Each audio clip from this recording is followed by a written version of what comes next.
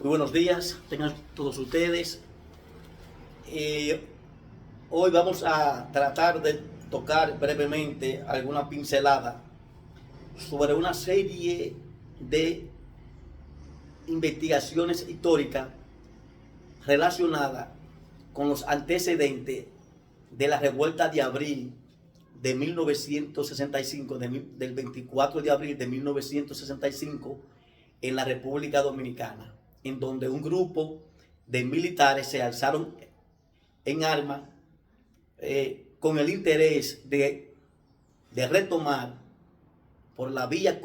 de las armas la vuelta a la democracia, la vuelta a la constitucionalidad, tomando como referencia la Carta Magna de 1963, promulgada en el gobierno destituido del profesor Juan Bosch. Un grupo de militares de la élite de las Fuerzas Armadas, teniendo como protagonista a su principal gestor, el coronel Fernández Domínguez, quien murió en la revuelta, y más luego toma mucho protagonismo el coronel Francisco Alberto Camaño Deñó, muerto en el 1973 en la montaña de Ocoa en una incursión guerrillera proveniente desde Cuba.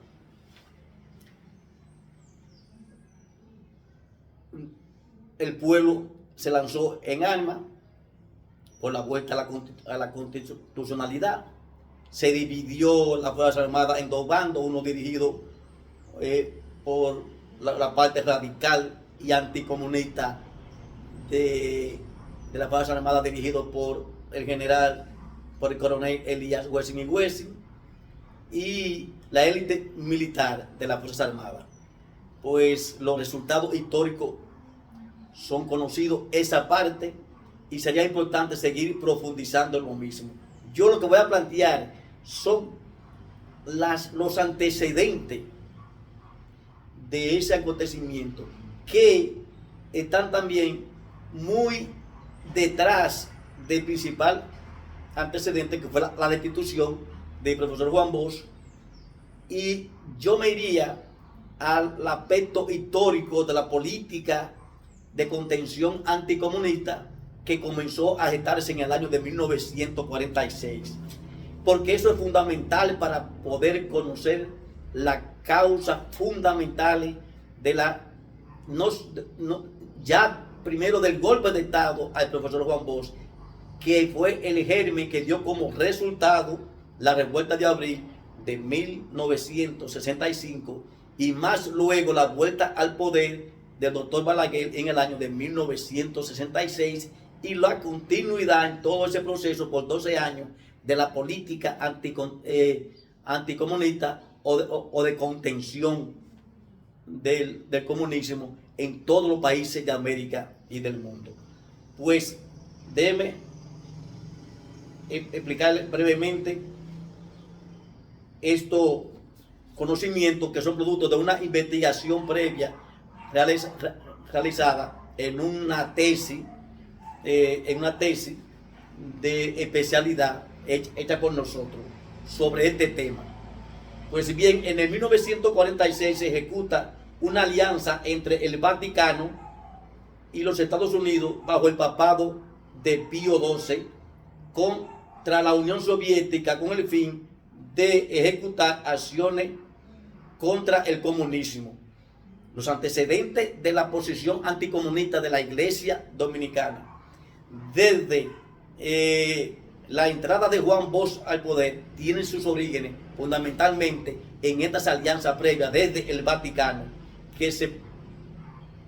diseminó por todo el mundo y por toda América, para que ustedes tengan una idea de eso. A través de la Oficina de Servicio Estratégico instalada en el Vaticano y promovida por los Estados Unidos, el Papa Pío XII solicitó al jefe de la oficina prestar toda ayuda posible a la lucha anticomunista. en 1958 falleció el Papa Pío XII. Sucediéndolo entonces en el Vaticano, Angelo Roncalli, el llamado Papa Bueno, quien toma el nombre de Juan XXIII,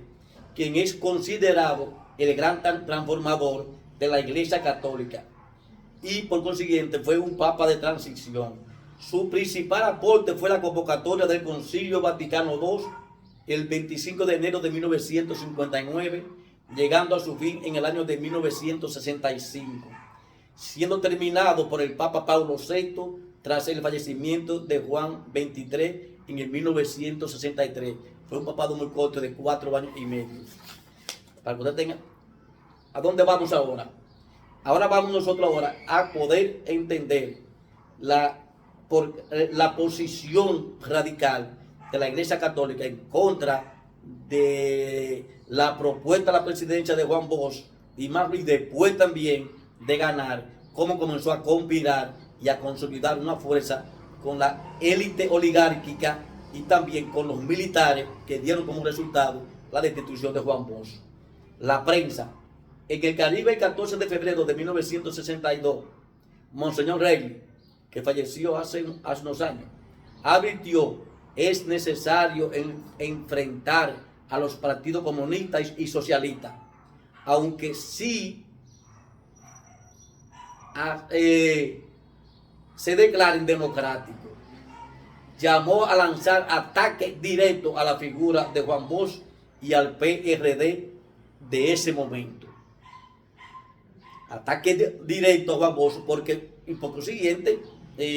como se pintaba de un demócrata liberal, que luego fue reconocido por el presidente Johnson, en donde él mismo planteó en su hoja de vida,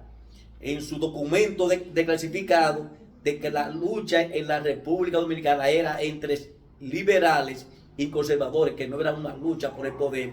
del anticomunismo, que ellos lo sabían, pero que se vieron precisados a tener que actuar para evitar contratiempos, producto ya de la situación dada en el 1959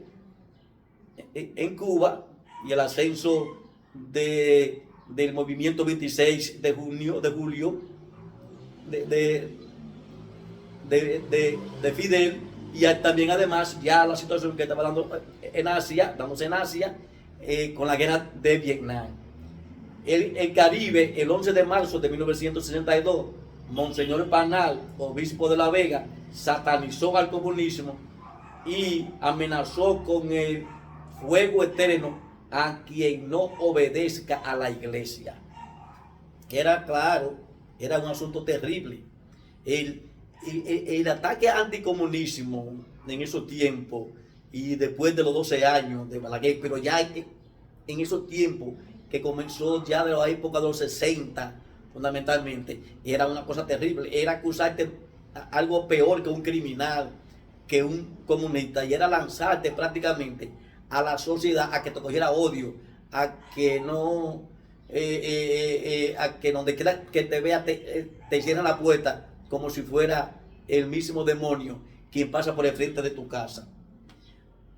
Otro aspecto fuerte, la declaración anticomunista por el Pleno de la Conferencia Episcopal Dominicana el 25 de mayo de 1962, donde se instruyó por quién no se debía de votar. Ningún católico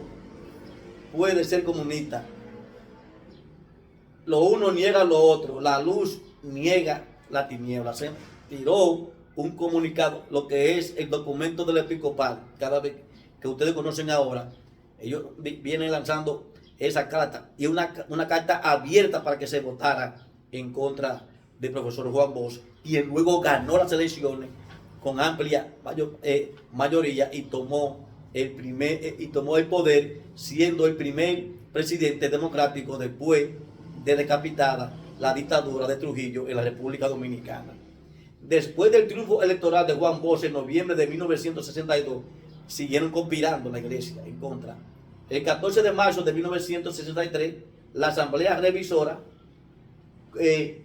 Constituyente consagró en los artículos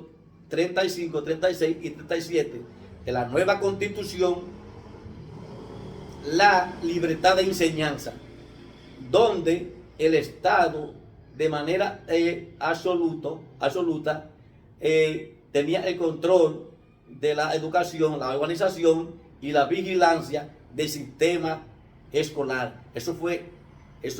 grave, porque ellos no aceptaban eso, porque ellos tenían el control en esos tiempos de la educación en la República Dominicana. Monseñor Eliseo Pérez Sánchez, quien fue miembro del Consejo de Estado, el Consejo de Estado fue el consejo que se formó después del manicidio de Trujillo, y Eliseo Sánchez fue uno de los miembros de ese consejo. ¿Qué dijo él? Se manifestó contrario a esa reforma, contrario, y que iba ya con pena de que esa reforma fueran aprobadas. En la conferencia del episcopado, firmado por la totalidad de los obispos, en donde se declaró que la Constitución de 1963 no reconocía los derechos de Dios, hace bien, y la Iglesia, que ningún católico debe ser comunista, y si lo es, deja de ser dominicano. Eso fue después que Juan Bosch era presidente, que la Iglesia siguió conspirando de una manera agresiva y de manera muy perversa. En el periódico publicado el 27 de mayo de 1963, en el periódico de Miami Herald, el periodista Liber escribió: tanto la Iglesia como los hombres de negocio le tuvieron aversión a la Constitución de 1963, y el ejército también, y obtuvo grandes sospechas y la llegada del poeta y escritor Juan Bosch. O sea que tanto el ejército como la oligarquía como la misma Iglesia vieron como ojeriza el ascenso del poeta, del escritor, del estadista Juan Bosch, quien llega al poder y quien había fundado en el 1939 el Partido Revolucionario Dominicano en Cuba. Un asunto que es importante también, ahí también comenzó a conspirar a través de órganos periodísticos de la misma Fuerza Aérea, el coronel Elías Wessing y Wessing, quien también conspiró y comenzó a tomar posiciones políticas anticomunistas y claro y abiertamente en contra del gobierno. Entonces eso comenzó a crear toda la presión, y Juan Bosch entonces comenzó a reaccionar, y ya se veía de que se estaba en un proceso de conspiración. Previo a que Juan Bosch ganara las elecciones, ya ustedes recuerdan, muchos de ustedes, en los debates con el padre Láutico García,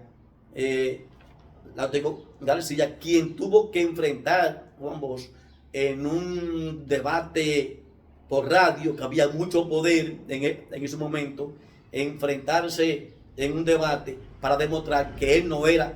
comunista. Todo esto se acrecienta con el rechazo a la misma Constitución, una Constitución liberal. Todo eso toma cuerpo cuando Juan Bosch también pone en práctica una reforma agraria que tiende a captar la tierra del Estado para que las mismas sean distribuidas en los campesinos, en la gente pobre, a modernizar el Estado, a buscar préstamos en el exterior, en Inglaterra, en Francia, a visitar Vietnam, a visitar esos países. Todo eso trajo mucha ojeriza en los capitales internacionales, la situación interna. Entonces, todos esos elementos, la conspiración interna, la destitución de Juan Bosch como presidente, enviado al exilio hacia Puerto Rico, trajo entonces como consecuencia la revuelta de abril del 24 de abril de 1965, liderada, como dije antes, por el coronel Fernández Domínguez, Lora Fernández, Montearache se integra luego, en un momento ya de indefinición y viendo la necesidad de que tenía que tomar el control por el atropello del embajador norteamericano en el país de entonces, el coronel Alberto Camaño Deño, entonces toma el control de la revuelta de abril, y la historia debe de ser investigada, debe de ser profundizada, porque un pueblo que no conoce su historia puede cometer muchos errores. El conocimiento, señores, no es de nadie. El conocimiento es de la humanidad. El conocimiento está ahí. Estos conocimientos, de la misma manera en que yo he logrado conseguirlo, ustedes lo pueden lograr. Porque esto es una serie de recuentos históricos de varios, todo esto poco, son varios teóricos del tema que hemos logrado hacer una recopilación para tener una idea más consolidada, más precisa de lo que fue la revuelta de abril de 1965, que fue frustrada precisamente por el desembarco de 42,000 marines en la República Dominicana, que vinieron supuestamente a salvar unos 1.500 ciudadanos norteamericanos, que fue un tema de excusa cuando la intención era precisamente venir a frustrar el movimiento revolucionario de liberación y constitucionalista en la República Dominicana, quienes prácticamente tenían ganada la revuelta. Esa es la realidad histórica, es un tema de discusión, es un tema de profundo análisis, que hago un llamado que en el día de hoy se reflexionemos sobre estos temas históricos y que tratemos de crear un perfil más consolidado, más abierto, más crítico sobre la realidad de la historia de la República Dominicana, como este acontecimiento histórico donde tuve un hermano que estuvo preso, el más viejo que falleció, mi hermano mayor Ramón Esteban, que estuvo preso en la Fuerza Aérea porque fue del grupo de cadetes que desertó de la Fuerza Aérea, para integrarse precisamente a las fuerzas constitucionalistas. Muchas gracias, Lord, a los héroes de abril. Recordar eternamente a los caídos, y que la República Dominicana siga siendo gloriosa y defensora de su soberanía y de su principio. Muchísimas gracias y pasen un buen día. Hoy en Desglosando Opiniones. Muchísimas gracias por estar aquí en este su canal.